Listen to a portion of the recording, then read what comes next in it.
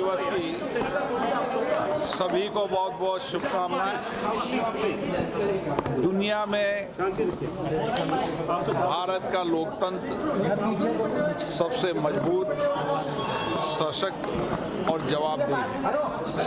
दुनिया में भारत एक ऐसा देश है जहां गांव की छोटी इकाई से लेकर देश के संसद तक हम लोकतांत्रिक प्रक्रिया से अपने चुनते हैं और इस लोकतांत्रिक प्रक्रियाओं में सभी समाजों का बहुत बड़ा योगदान रहता है। सब समाज अपने अपने समाजों के अंदर अच्छे विचारों, अच्छे संस्कार और प्रगतिशील विचारों को लेकर चलें और सब समाज देश को आगे बढ़ाने में योगदान करें।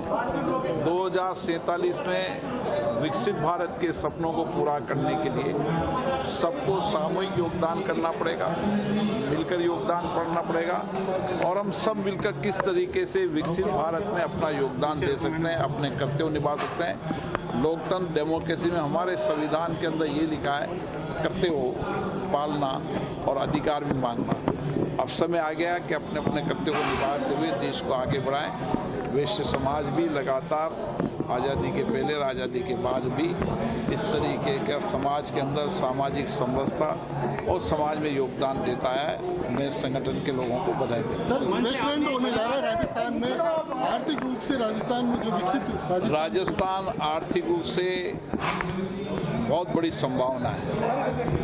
आज देश में राजस्थान वो राज्य है जहां हम पर्यटन की दृष्टि से दुनिया के पर्यटकों को आकर्षित कर सकते हैं। इंडस्ट्री सेक्टर के आधार पर जहां हमारे पास जमीन है, पानी है, बिजली है, इसलिए राजस्थान के अंदर निवेश की बहुत बड़ी संभावना है।